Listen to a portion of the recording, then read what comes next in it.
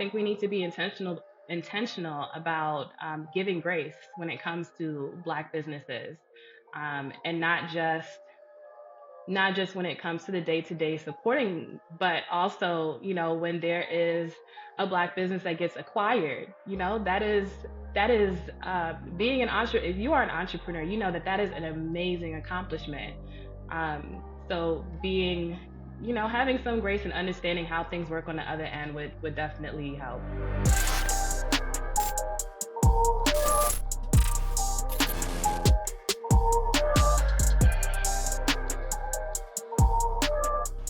So it looks like when you started your career, it was more in a marketing, perspective. And I wonder when you get an idea like Black Wall Street, official Black Wall Street, you don't necessarily intend to be a techie to build applications and software. So I wonder, can you tell us a little bit about how, when you got the idea, how you got it off the ground? Like, how did you get that first prototype, that first beta to get your proof of concept?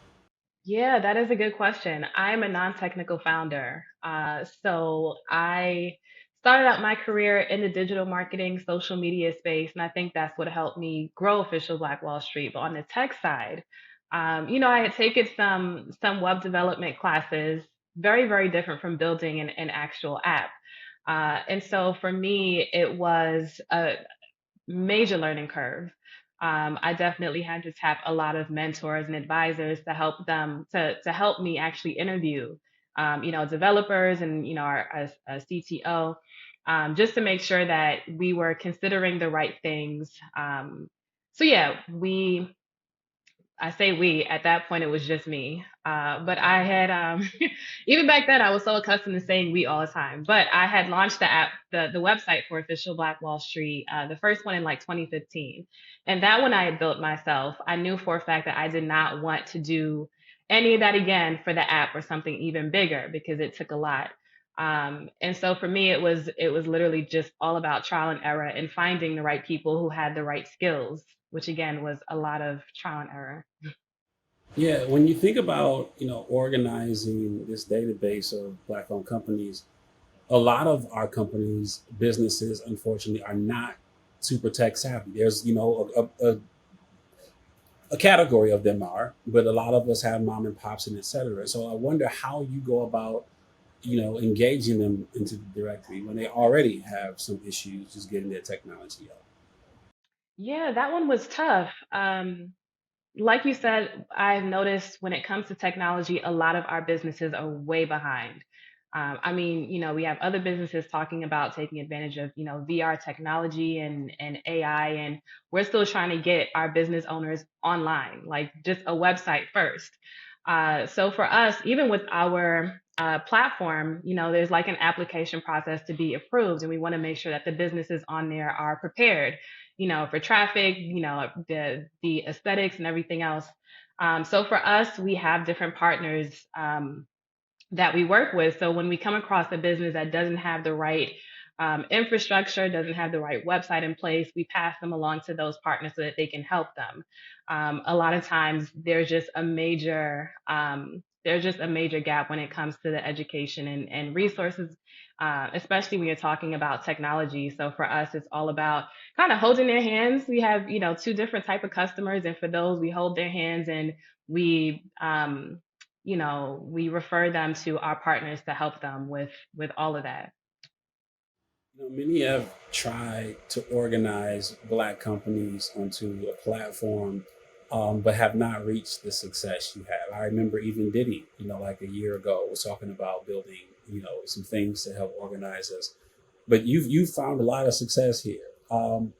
What would you say differentiated you or your offering, or was different about your strategy or your value prop? Like, what made you the one to shoot out of the crowd?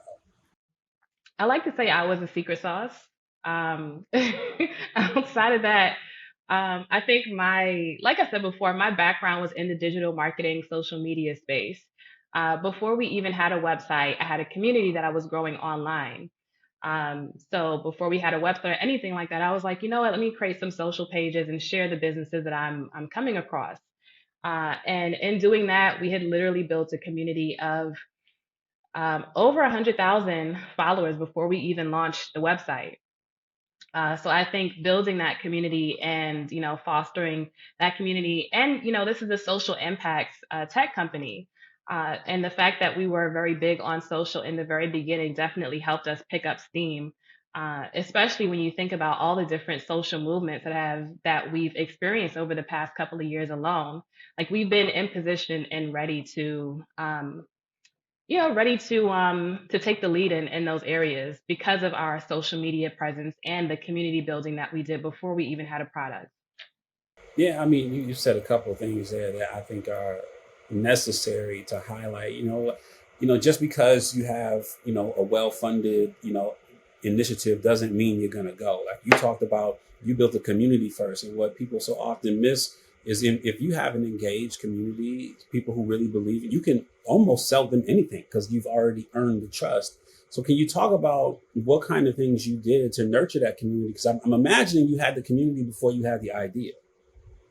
Yeah, it was all about trial and error. And with social media, there was a lot of that. So figuring out what our customers actually wanted, what our users wanted to see. So at that point in time, they wanted to learn about different Black owned businesses. Well, where are they in the US? We had a lot of users who were in New York, Atlanta, LA, Houston. So, highlighting the different businesses in those areas, doing different community events in those, local community events in those areas, also collaborating with local organizations. So all around the country, there are different Black professional groups and Black entrepreneurial groups, and so connecting with those people. But really, it was all about. I think one of the biggest mistakes me and other entrepreneurs make starting out is creating something and being like, okay, this is what I would want to see. But for this in the very beginning and building that community, it was like, okay, well, who is in our community? What's that? What is that persona like? And what exactly do they want to see?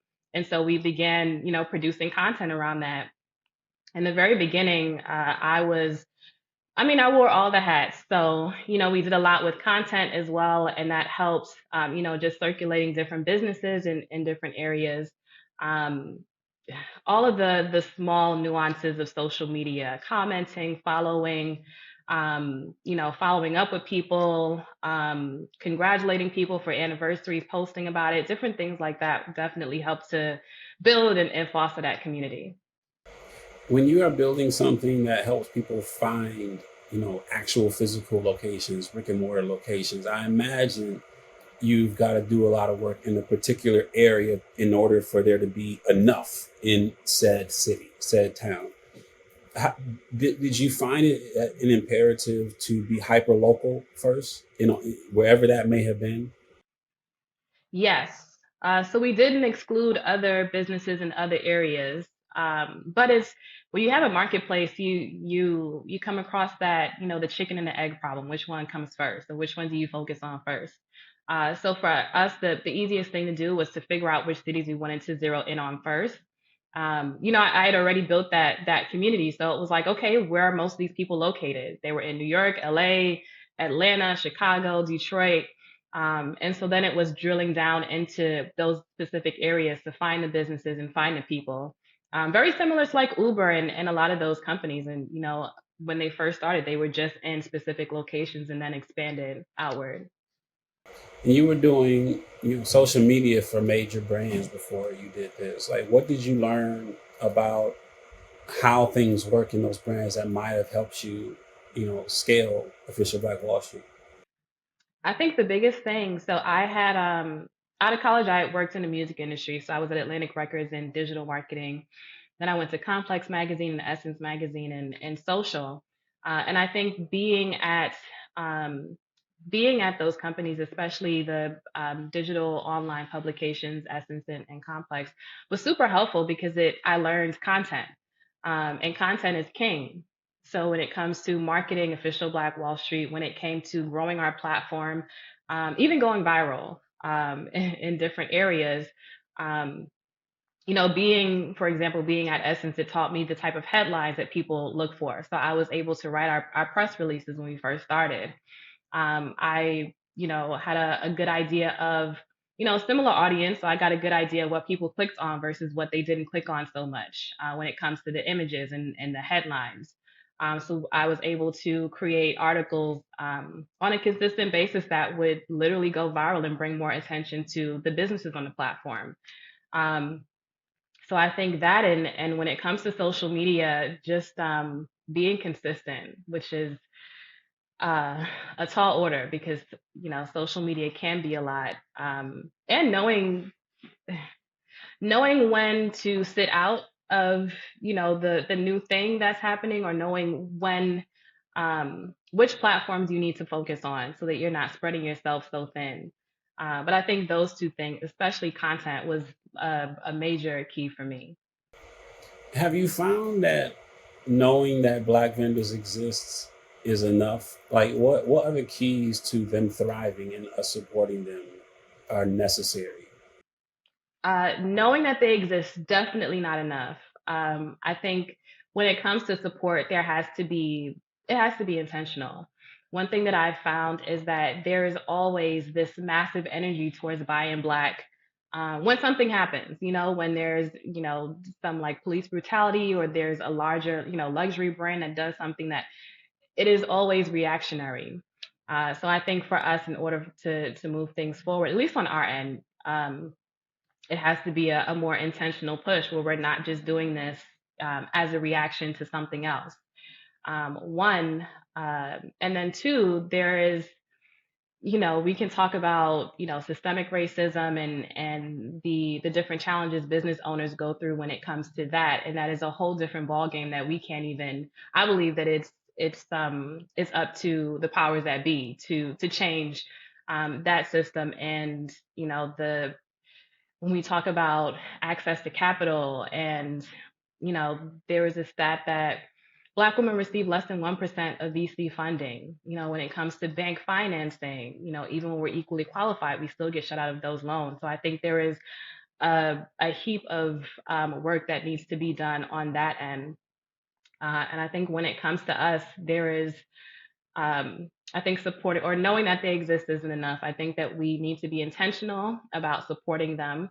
And number two, I think we need to be intentional about giving grace when it comes to Black businesses, and not just when it comes to the day to day supporting, but also, when there is a Black business that gets acquired, that is being an entrepreneur. If you are an entrepreneur, you know that is an amazing accomplishment.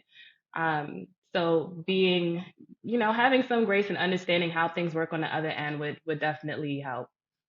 Yeah, along those lines, I was reading this article when you said buying black should not be a trend; it should be a habit.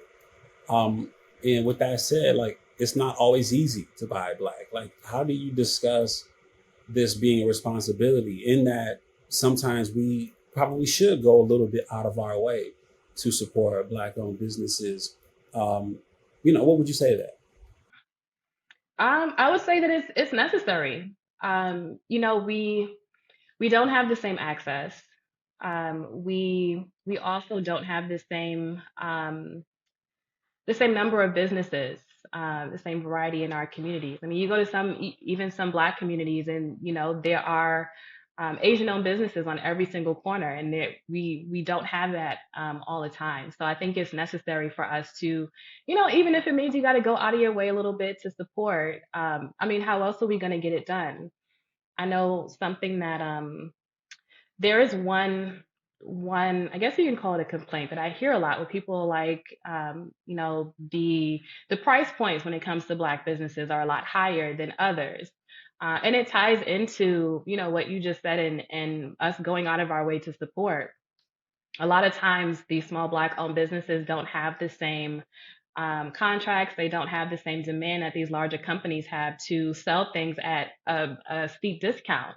And they can't get to that point unless we actually go out of our way to support them so that they have the demand to do so. So yeah, it's like an ongoing cycle, but the only way for us to actually push through, and I mean, we've been doing this for God knows how long. I have an advisor who, is old enough to be my dad, and he talks about, we were in college, we did something like this too. So at some point, we have to do something different if we want to see something different. And so you have this initiative to expand the official Black Wall Street app to 10 countries. Super ambitious. Proud of you, though. I salute you for undertaking this. Talk about, the challenges that exist when, starting to distribute to other countries, when there's different cultural implications, different economic implications. How are you navigating those types of conversations? So expanding outside of the US has been a goal that we have had maybe since our first app iteration. We have, in growing the platform, we've received emails and messages from people in South Africa, the Netherlands, Canada, who were just like, yo, we need this too. Like, how can we get this into our country and our community? So for us, we're not launching in 10 different countries like tomorrow or next year, but we definitely plan on doing it one by one. So we've connected with, local organizations in South Africa and the Netherlands, which is, we're considering starting, and making it more of a collaborative effort so that we, one, gain access to, knowing the different pain points that they're going through as well. But also having someone on the ground who already knows, the area, already knows the culture, and can kind of act as an ambassador or liaison for official Black Wall Street. We've talked about these stats, and I don't love them, but their reality is, most Black-owned businesses have relatively small payrolls by and large, and 2/3, like 66% have fewer than 10 employees. And these are like 2020 numbers, like very recent numbers. The 14%, 10 to 49 employees, and just 3%, 50 employees or more. How do we scale? Like, what is the barrier between us and building businesses that grow beyond mom and pop shops? Mm-hmm.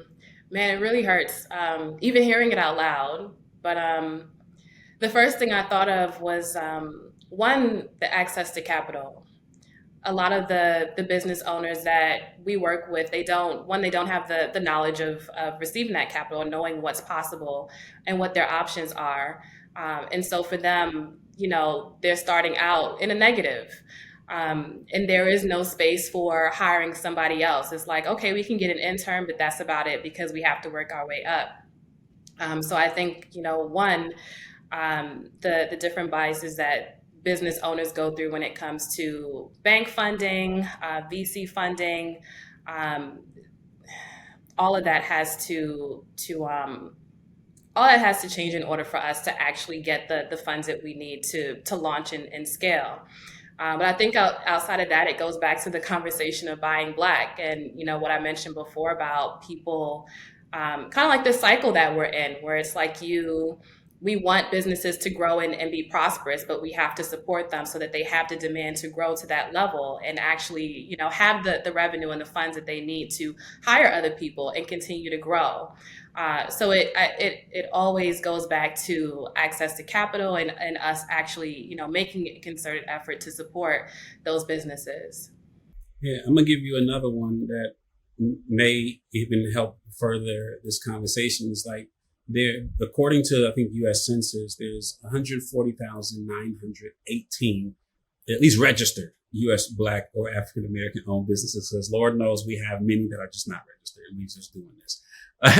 And so across all sectors of the economy, and they have in sales generation, $141 billion in 2020. That's their annual sales. So just in like raw division, that's with 1.3 million people employed by these companies. That's 9 employees per company out of those 140,000.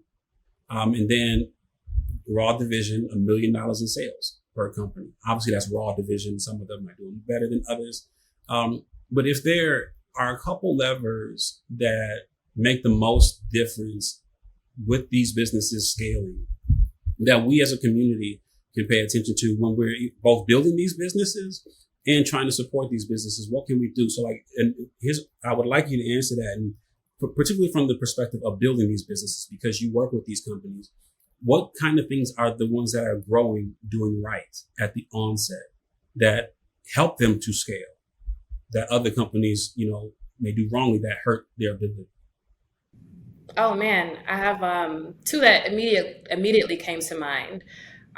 One is prioritizing tech in some way, shape, or form, so that we're not trailing behind the industry.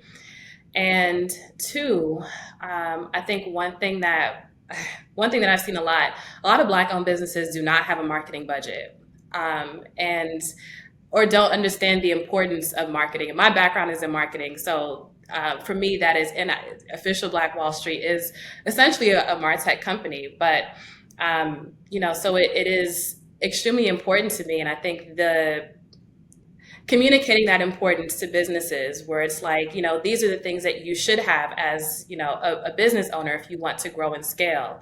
But I found that there are so many business owners, large and small, who just don't have a marketing budget or don't prioritize marketing, or don't have a sales strategy or funnel. And so there are all these kind of missing pieces that are glued together, and it doesn't work out when it comes to scaling. So knowing how to automate, those different processes, and being strategic about things, like having a strategy for sales. And if you're not a salesperson, I'm not a salesperson, so we have someone who specifically does it. Well, as an entrepreneur, I am the salesperson, but you know what I mean. But yeah, I think those are the biggest things that I've seen. You cannot grow a company if you aren't putting money back into it, and marketing your product or service to other people. Where are we making money? Like in what industries are we making the most money? I've seen a lot. Well, at least when it comes to our platform, I've seen that we have a lot of businesses that are in professional services. There are a lot of businesses that are in food and beverages, and a lot that are in beauty. And so you talked about earlier, you have this database of a community, and you could look and see, where does it make the most sense to launch official Black Wall Street?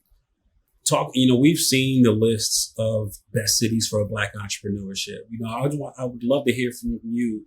Where do you see, if you were to locate or relocate a service, where do you think geographically are suitable places that offer the best chance for success? I would say number one is Atlanta. I think Atlanta is probably at the top of everyone's list, but there is, this massive community of Black professionals and Black entrepreneurs. And so, collaborating and partnering, which is something I think we must do, is a lot easier in that kind of atmosphere where there's so many different creatives and entrepreneurs around you. So Atlanta is a definite. I'm a little biased on this, but I would say New York, only because there are so many opportunities out here, and so many companies that you can, corporate companies that you can network with. There are also so many founders out here, but I think I found Atlanta, Houston, New York, which I'm a little biased, so you can take that one with a grain of salt. I think those are also Miami. I feel like there has been this growing, Black tech community in Miami as well. You're obviously paying a lot of attention to not only the growth of directory listings on your platform, but also that those companies grow and thrive. What gives you hope about what you see?